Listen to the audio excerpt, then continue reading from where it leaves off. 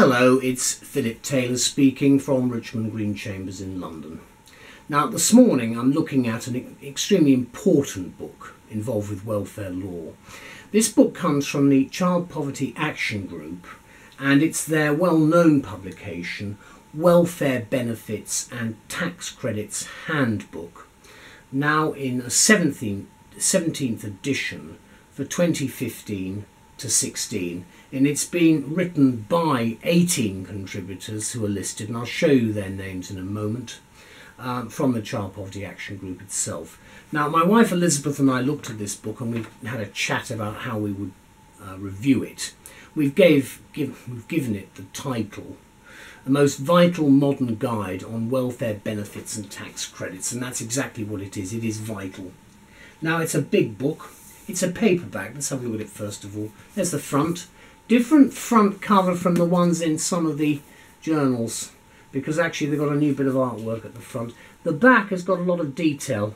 Rather small to read, but it gives you the contents and it gives you some quotes from various people who found this book extremely helpful. There is some shading areas all the way through to find things reasonably easily. You can always use some little post-it notes to get the areas you need. The index at the back, the paper's quite thin. The index at the back is very detailed. The book runs to nearly 2,000 pages, 1,800 odd pages. But there's a lot of index detail right at the back. The index runs for a long time. You can see how thick it is from there. That's just in B. And then you've got 14. This is right at the end. This is the 14th. There are 14 appendices. That one deals with abbreviations. And the appendices actually has the letter A, which is quite helpful, and you can see where they are. They're all there, useful addresses and so forth. Then you have the body copy of the book itself. The way it's structured, you do have numbering. You don't have paragraph numbering, but you have numbering and then subheadings for the individual chapters. Now there are a lot of chapters and there are a series of parts which I will explain. Let's look at the front of the book first of all. There's the front page. Then we get into the authors.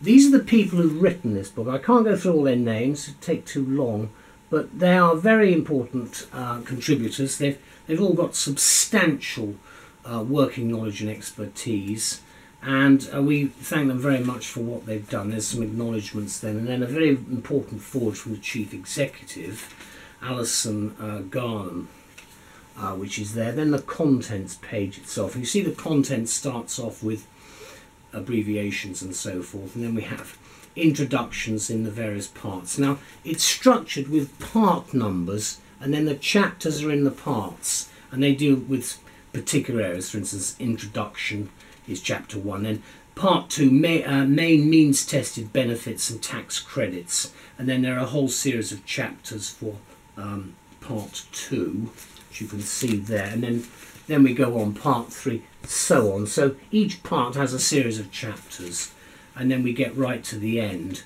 So there are in fact 71 chapters in total, and you've got 14 appendices with a lot of very basic useful information.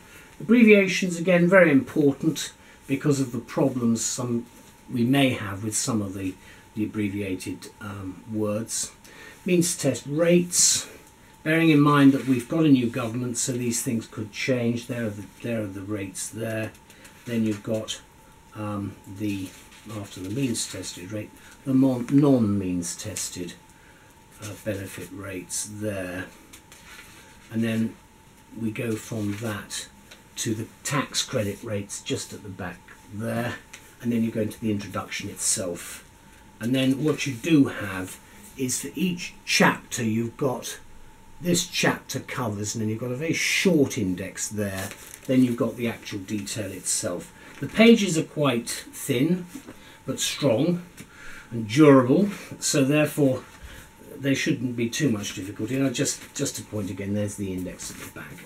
So there it is. It's a heavy book, it's a paperback. It's basically for the financial year 2015 to 16. Whatever happens in the budget in July, obviously there will be a continuing debate in Parliament on that. So we'll see what happens then, but I wouldn't expect there to be a great deal of change until the next book is being prepared for 2016 to 17, which seems a long way off now, but isn't in reality. This is what we say about the book. It's a new edition written by 18 experts in their fields, gives lucid, tactical information on the common problem areas of the welfare benefits and tax credits system and how to change decisions on entitlement. So it's very much an advisor's book as well. Of course, it's called a handbook, of course, but it's very much for advisors. And it's not difficult to read. This is an incredibly complicated area, but it's not that difficult to read at the end of the day when you get to understand how the actual the book actually works. As Alison Garnham, who's the Child Poverty Action Group Chief Executive, says, 2015 is a big year for CPAG. We'll get on to that. And obviously with the new Conservative government setting the, quote, tone of the political debate on social security and poverty for the years ahead, it's important to know where we are at the moment and where we might be going, because we have to keep an eye on new policy announcements and initiatives.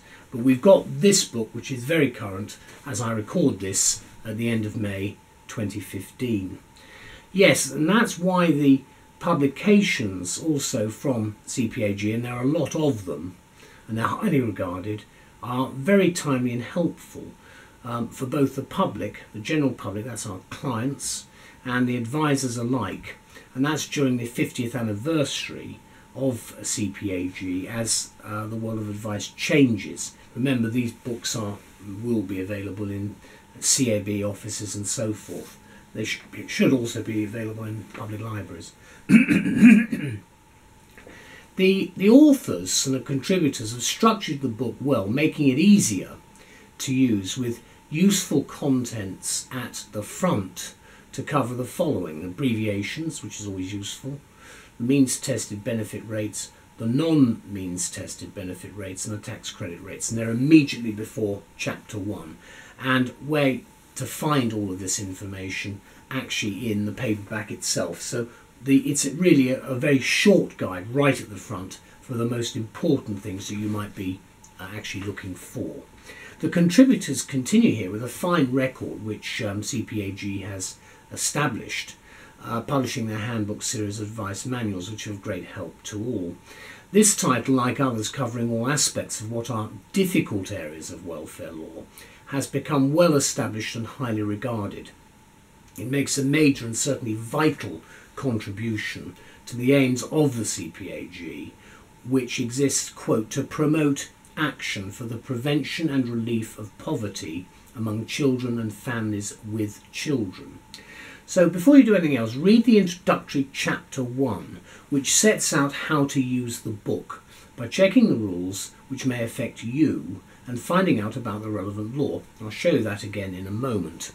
The biggest single problem we think, both for readers looking for advice and for advisors, is that the law determining benefit entitlement remains complex and frequently changing, a problem now covering, of course, many other areas of welfare law as well, and of course on the wider scale of law generally.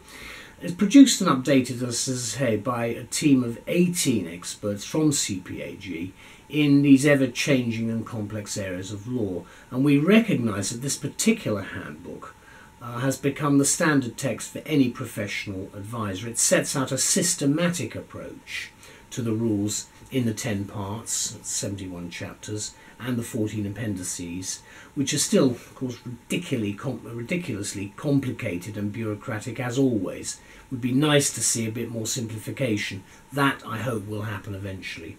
It's still time for the rules then to be made radically simpler, but we do fear it's a long way off yet. Now the final words must go to Garnham, who we hope may spur the new government on. She writes that ultimately, if we are going to have a social security system that is based on the needs of ordinary people, and a system imbued with a culture of support and engagement, rather than one of compliance and sanctioning, then this requires a big change in attitude within the DWP. Well, a new cabinet has the chance to bring this about, and CPAG does much of the advice work here, so perhaps some notice will be taken in the next 5 years as technology changes again. We'll have to wait and see, however. CPAG has so much to be proud of during the last 50 years.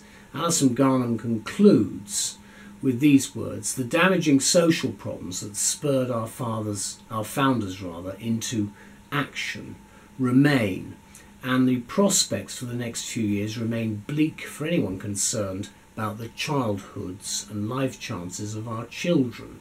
But the evidence on child poverty gives us the confidence to believe that our cause is compelling, and our history gives us the unshakable belief that change is possible. Now, I think that's an important statement to make, because it certainly is, and this is a cornerstone book on welfare benefits and tax credits from CPAG. It shines the way forward in our view. Thank you and happy anniversary, CPAG. Now let's just have a quick look at the book again, because I just want to explain one of the problems. It's a complex book, but the important thing is to have a look at the beginning, because with many of these books it is important to look at how to use the book. It sets out how it's actually structured, what the handbook is about, and how it's organised, and there the structures of the parts are given there and so forth. It doesn't take long to read, but it's quite important to know. It also looks at things, how the chapters are organised, with things like who can claim, the rules about age, key facts, chapter content, and so on, and then finding out which benefits and tax credits you can get and so forth, which again advisors will assist you on. The book's heavy, as I say. Let's go into the middle of it, chapter 32. This is on other benefits, industrial injury benefits, for instance, there. Then if I go right to the back, you'll see the numbering of the parts there. That's 5 is for part 5, and obviously you can see the shaded areas. This is part 8, so you've got that there, and then the actual number itself is here, so you can see. It just makes it a bit easier to find things. Then right at the end you do have I for the index, which is logical, and you've also got the appendices here, and that's the A, which I pointed out earlier. Well, thank you to the people involved. A lot of people produced this book. It's of substantial importance to so many people in this country. I'm very grateful to all of you for doing it. As I've said before, a very happy anniversary to you. Remember what the aims of the original founders of CPAG were.